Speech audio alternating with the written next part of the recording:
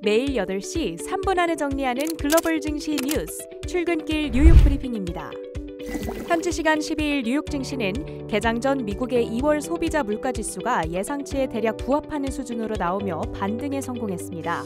다우지수가 0.61%, 나스닥 지수가 1.54% 상승 마감했습니다.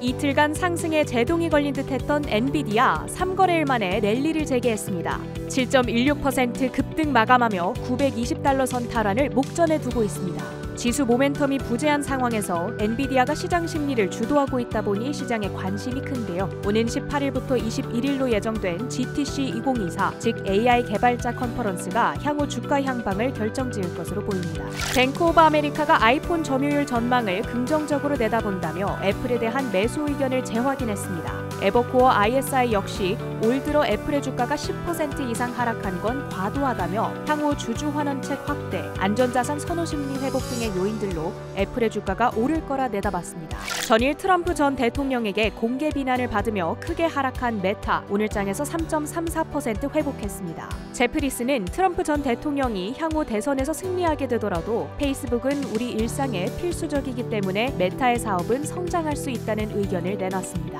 장중 상승권에서 움직이던 테슬라 결국 하락으로 마감했습니다. 미국 고속도로 안전보험협회가 발표한 주행 보조 시스템 안정성 평가에서 나쁨 등급을 받은 영향으로 풀이됩니다.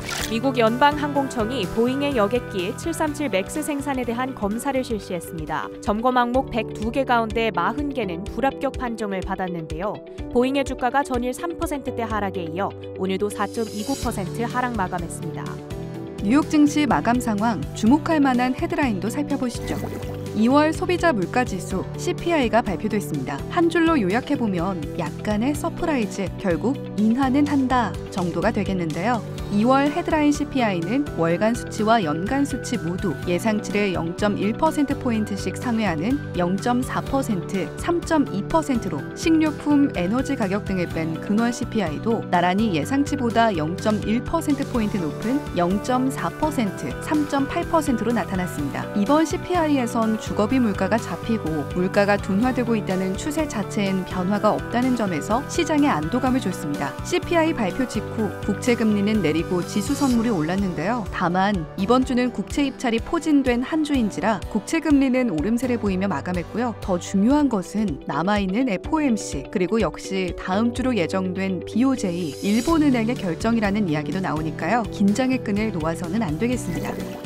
3대 지수 모두 올랐고 S&P 500 또 한 번 사상 최고치로 마감했지만 가장 큰 수혜는 빅테크주와 반도체 섹터가 누렸습니다. 물론 그 배경엔 AI 수요를 언급하며 전일 호실적을 발표한 오라클의 영향이 있었는데요. 반도체주 상승 속 유심히 살펴볼 이슈도 나왔습니다. 강력한 대중 첨단 칩 제재로 중국향 라이선스를 부여받지 못한 AMD가 인텔의 소위 물귀신 작전을 펼치기로 한 걸까요? 대중 규제로 수억 달러가량으로 추산되는 중국향 매출 타격을 입고 있는 AMD가 인텔의 경우 도널드 트럼프 전 대통령 집권 당시 받은 특별 허가로 계속해서 화웨이의 노트북용 프로세서를 납품하고 있다며 이의를 제기한 겁니다. 로이터 측은 상무부의 라이선스 부여 기준을 확인하기 어려웠다고 보도했는데요. 간밤 주가에는 큰 영향을 미치진 않았지만 후속 조치들을 주목해보실 필요는 있겠습니다.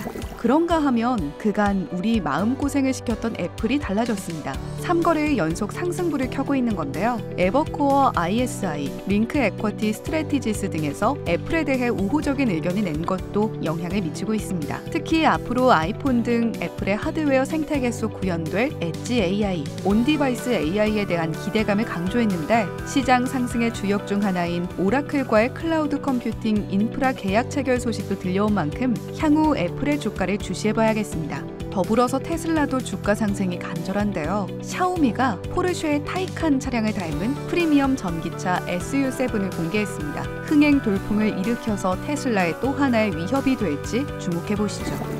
비트코인은 다음 랠리 고점이 8만 달러라는 시장의 기대 속에 7만 1000달러 선 움직임을, 이더리움은 4000달러가 깨져 3900달러 선에서 움직임 나타내고 있고요. WTI 원유 선물은 0.47% 내린 77.56달러로 마감했습니다. 나스닥 100은 1.49%, 필라델피아 반도체 지수는 2.09% 올랐습니다. 지금까지 뉴욕 증시 마감 상황 전해드렸습니다.